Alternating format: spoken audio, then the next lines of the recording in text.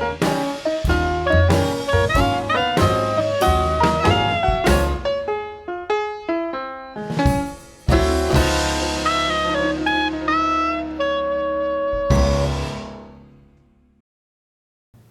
I am the artistic director of Dreamcatcher Repertory Theatre, which is here in Summit at the Oak Center.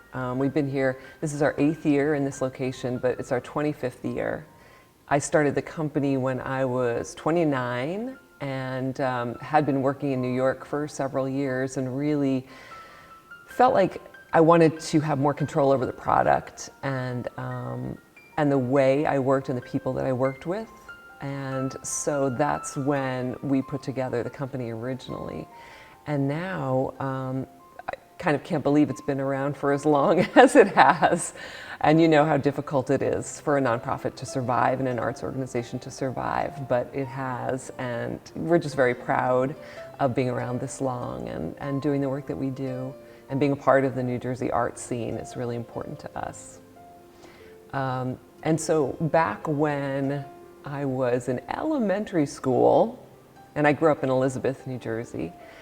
I was in kindergarten, and we did a reenactment of, I think it was Sleeping Beauty. And I feel like it felt very easy and fun to me to do that. And so through elementary school, I did all the plays, but I never really thought about it as being my vocation. And all the way through high school I did, but I was a writer.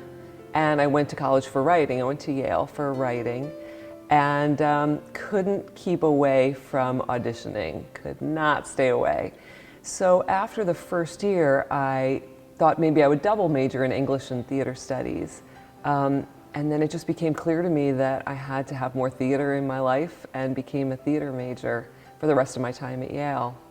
And then after I graduated, I spent a few years working in New York, did a tour, and I really felt like my education wasn't finished. There were a few things that I felt like I had gaps in my education in, and wanted to stay in the New York area. So I went to Sarah Lawrence College for my MFA, and during that program got to also work on playwriting and directing, which I hadn't done a lot of in undergraduate.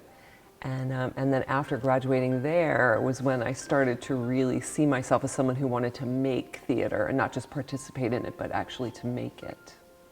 Throughout my career so far, I have done a lot of theater, but I've also done film and television, and now actually I host a podcast for Dreamcatcher also. And I enjoy all those different media so much because they're really different and they require different things of me. There are very different challenges among them. They all share that storytelling aspect that I love so much. It's just a matter of where you fit into the story. When you're on stage, you're telling the whole story. You go from A to Z, the entire story, in one sitting. In a role in television or film, you might have only one scene, but your little piece is the story too. So for an actor to understand what the whole story is and how your little piece fits into it is really important. And that's something I learned. The very first film I did was called The Cowboy Way, and it was with Woody Harrelson and Kiefer Sutherland. So I had a scene with Woody Harrelson, which was, you know, a dream first film job. He was fantastic and very generous with me. But I didn't have any lines. I was a cellist. And so they sent me to cello lessons. I had played cello in high school a little bit, so I knew at least how to hold it, but I worked on one piece so that they could, you know, of course, dub in somebody else's playing, but I would be holding the instrument. But I showed up and the director, Greg Champion, said, "Show me what you're gonna do." And I thought, oh my God, where's rehearsal? And I really hadn't thought, I mean, of course I had imagined, but I really hadn't thought about the fact that I wasn't gonna get any rehearsal at all. So I ran through kind of what I had in mind. He said, great. And we turned the camera on and we shot it. And we shot it a couple times. And I thought, wow, I have no idea what just happened. So it was the key to me to understand that in things like film and TV, there is no rehearsal, that you must do all of your preparation on your own ahead of time. And that was shocking. And so that's where, you know, your technique comes in, that's where your improv comes in. You just need to be ready to go in any direction. And I was also on an episode of Sex and the City, and I was a secretary for one of Mr. Big's exes. And and I tell the story because it's all about how crazy it is to walk into a set for one day when everyone else is there for years and years. So I walk in for this one day, and I don't know anybody, of course, and I have this beautiful outfit on, and we're doing a dolly shot. I'm walking down the hall, and they're kind of following along. And someone right before the shot put this giant potted plant right next to the dolly. So I'm walking and walking, and I walk up, and there's this giant plant. I'm like, I don't know and I can't like say, cut, there's a giant plant in my way. So I just kind of climbed through the plant and kept walking. And I'm like, what? They're never gonna use that. What am I gonna do? And so finally someone said, cut, what's that plant doing there? And I thought, oh my God, I'm here for one day and I'm creating problems and I don't know what to do. So it was cleared up and they were all very nice about it, but just panic. You have no relationships there. You're just there to do this one little scene. So I find TV and film day player work, which is what I've done. I've never been a regular on a series or a large part in a film, is extremely stressful because there's this giant thing happening that you're stepping into just for a very short period of time. But it's also really fun. It's so fun because of the giant machine. So you're surrounded by all this support and all these other pieces in motion around you. So it can be just totally fun. But I think you always have to bring your sense of improvisation to those sets because you have no idea what's going to happen. You just don't know. I'm still auditioning now, which is a great counterpoint to what I do with the theater. So the thing that the theater does for me, and I think for the other actors that are in the ensemble, is it gives us a home base. It's a creative home. And I think that's really important because one of the things that's hard about being an artist of any kind and an actor is that you can't count on what's coming next. There's never a secure job, there's never a paycheck, there's not a consistency. And what Dreamcatcher does, because we're a resident company, is we provide a place where people know they can learn something new, they can try something new, they can be supported, they can grow. A lot of our actors, including me, also direct, we teach, we write. So it's a real place where you can put down roots. So no matter what is going on around you and auditioning's happening and all kinds of nuttiness happens, that you still have a place where you can go and you can do your best work. And I feel we do our best work because we are safe. And that's something that's really hard to come by for artists, for actors, to know that you're not being judged, your next job is not on the line, you can take chances, and that everybody here really has each other's back. And we also hire actors from outside the company, in addition to the resident company.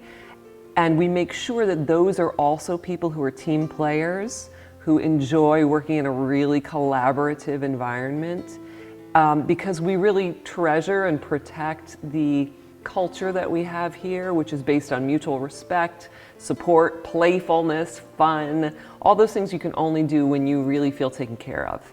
So that's what I think is special about Dreamcatcher and why it's important to me to have this place in addition to the other things that I do as a freelance actor and writer, director, that this is the place that keeps feeding me, keeps making me feel creative and inspired, and that I can go on and do whatever else I want to do. Here at the Oak Center, we seat about maybe 150 if we all sit close together. And this is actually larger than the last space we were in. We were in a black box studio in South Orange. It sat 70 people. And we've been in all different size spaces. And I think that my favorite way to do theater and see theater is close up. I just love the feeling of really being with the people who are on stage and really being with the people who are in the audience. And I remember when we were at the at the Baird Center in South Orange, where it was 70 seats, we were surrounded by them. And so we would be doing really intimate, emotional things a foot away from the audience. And I love that. And I think actors generally do love that because nothing is missed. Every single choice you make, every gesture, every expression. We used to talk about acting with our backs because there were people back there. And like, how does your whole body portray something? How do you act with every single inch of you? And it's thrilling. And I know that when I'm watching a show up close, that they know that I'm right there watching them. And I find that really exciting. And not that seeing a grand show in a huge space is not exciting, it's exciting in a whole different way. And I would just encourage theater goers who mostly do large, maybe New York theaters, Broadway experiences, I would really encourage them to try seeing theater up close because it's such a different feeling and they might love it. If I had the opportunity to, and I do, which is lucky, to talk to young people who are considering a career in the theater or in the performing arts, you know, it is hard to package an answer for that because everybody is unique. So I think what I would focus on for them is to say, first of all, be sure it's for you. It's difficult. You have to be a self-promoter. You have to be an entrepreneur, really, for your own career. And I think that the other part of that is know that you must express yourself in this way because it is going to be difficult, but also there are lots of people doing it. There are lots of challenges along the way. So getting to know your voice and your purpose and your strengths, those are the most important things. Because if you are a product, you have to know what the product is and what you have that's so special that you can't do anything else. So for a young person, a lot of times I think we are told to put ourselves in types and to learn what type we are, and that's very, very valuable. But even within that type, what's special about you? What's gonna get you the job as opposed to all the other 50 zillion people who are auditioning? What is the thing that you offer nobody else offers? What is the thing you have to say that nobody else is saying? So you must be speaking. And I think for playwrights especially, that is really key. I think whenever I write a play, the question is often, what is not being said? What are the words that I need to put into the world that nobody else is saying? So I think that for all artists, that is the really important question. And I think you need to be educated and experienced, and there's no way to rush that process.